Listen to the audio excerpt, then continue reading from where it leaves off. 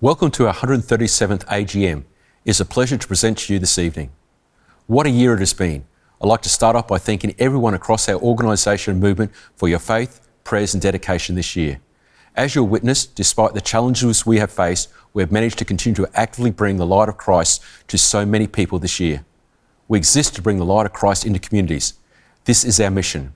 Our vision, or what we do, is to build supportive, integrated communities, to deliver innovative, holistic caring services, and to empower people to live hope-filled, meaningful lives. Our values, or how we behave, in all that we do, we behave with unconditional love, continual innovation, mutual trust, and wise stewardship. When we act according to our values, our team members and community will experience welcome, well-being, home, community, and faith.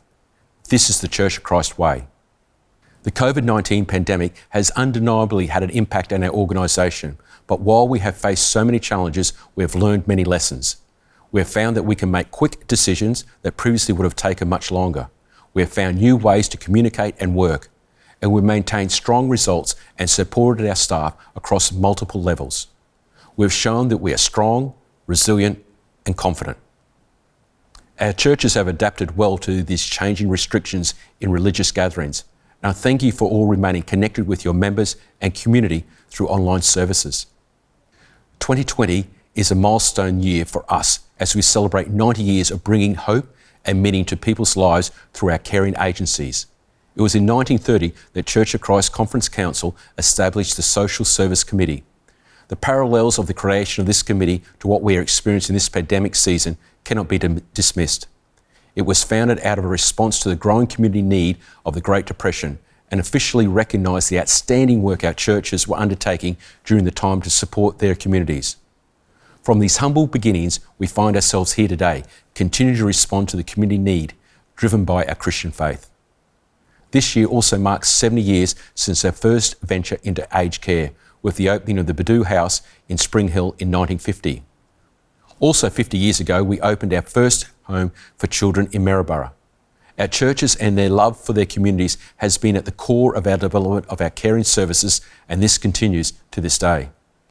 I'm proud to be supported by a dedicated team in the executive group, which includes Michael Brand, Rue Massarangi, Joni McAloney, Dave McConaughey, Tim McMillan, and Steve Webster. In recent weeks, we've also welcomed Richard DeHaas to the team in the new position of Director of Seniors Care. Thank you all for your support, advice, and expertise this year. Our 2020 annual report details what we have achieved in the 2019 to 2020 period.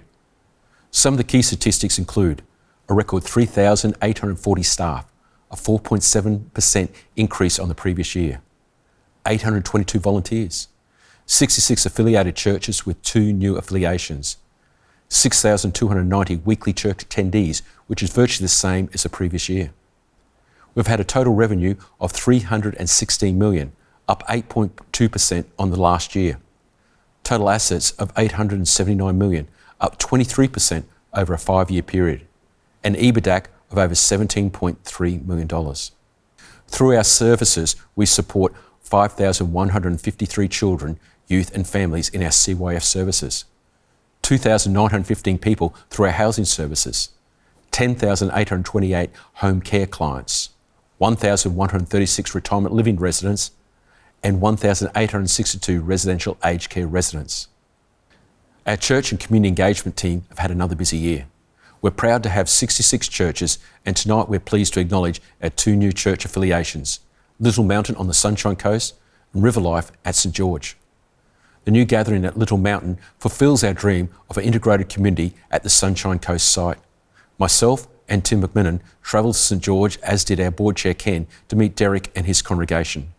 During the year, we took part in the National Church Life Survey, with 60% of our churches taking part, completing over 2,300 surveys, giving an insight into our faith movement. A number of our church leadership roles changed hands this year. Prior to the restrictions coming in, I was proud to be present at the commissioning of new pastors at Rivers Church of Christ in Kalanga, Dalby Church of Christ, Mackay Church of Christ, and Whitehill Church of Christ in Ipswich. Welcome to all our new leaders. Our 6 regional engagement partners are Ben Pearson, Sue Ellis, Stuart Harris, Justine Cardina, Bruce Murray, and Vicky Marnie. They've been working with our churches and their local communities, leading 16 strategic action leadership teams and forwarding an outstanding 48 strategic priorities. Each month, over 70% of our churches are connecting with their regional engagement partner. Our 24 chaplains provide pastoral support to their communities. Our chaplains in housing and aged care settings listen to individuals and their experiencing crisis, helping them to find hope and meaning and access support they need. This year, our 18 aged care chaplains facilitated 48,000 pastoral care contacts with our residents, families and staff and held over 1,100 church service, devotions and communion. Our 5 housing chaplains had almost 1,100 pastoral care contacts with our residents, and for the first time we have appointed a chaplain for a 6-month trial offering spiritual care in our home care clients. Our Children, Youth and Family Services continues to be a leader in providing a safe home and belonging for children and young people and in supporting families to thrive. We support over 23% of all children and young people in Queensland on child protection orders in out-of-home care. This year, we entered into a partnership with remote area Aboriginal and Torres Strait Islander childcare to provide foster and kinship care in remote Cape York communities. Our Youth Connect Social Benefit Bond program, in partnership with the Queensland Government, also supported 177 young people aged 15 to 25 to transition successfully to adulthood, and we're seeing some encouraging and outstanding results. We received funding for the Next Step program in Townsville and Mount Isa, a newly developed program with the Department of Child Safety, Youth and Women.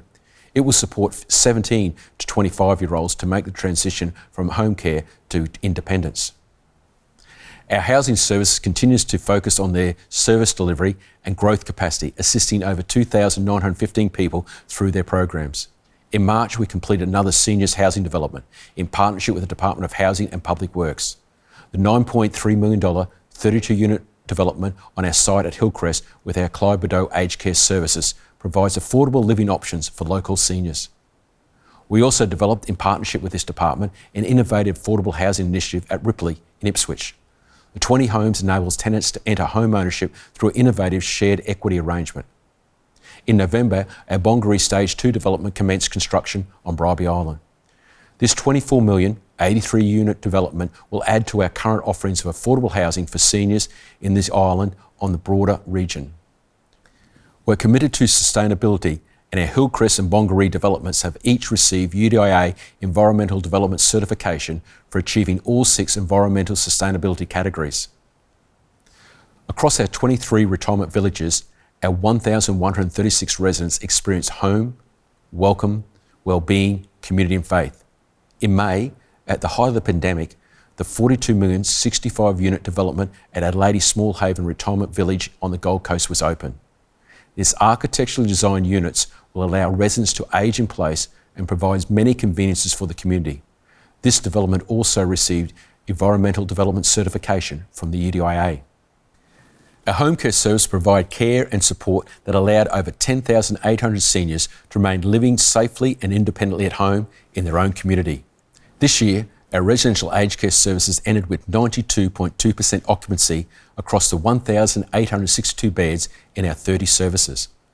The new aged care quality standards were released in July 2019, and I'm proud that in light of this, we have recorded 100% compliance across our services. In June, we opened the development at Fassifern Aged Care Services located in Boona. The $24 million 64-bed facility provides state-of-the-art care for those in this region. In the response to the COVID-19 pandemic, we established a task force early to manage our organisational-led response to this unfolding situation. As the health advice and government directions change, I'm proud of how we took swift and decisive action.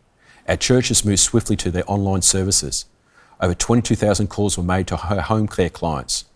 Retirement living managers kept residents active and engaged through the lockdowns. Extra iPads were distributed to aged care services to keep the residents connected to their loved ones. Redeployed staff completed welfare calls and allowed families to stay connected. Over 4,000 welfare calls were made to our housing residents. Donated hampers, vouchers provided to housing residents who were experiencing need. Essential items and services delivered to our families and carers. And virtual yarning circles promoted cultural connection. Thank you to all for your dedication and courage through this period. Please do not become complacent to the ongoing risk and continue to look after yourselves, your loved ones, and your communities. It's been a real privilege and honour to serve as CEO for our diverse and caring, mission-focused organisation. It's been humbling to share this update with you, and I thank each and every one of you for your support and dedication this year. God bless.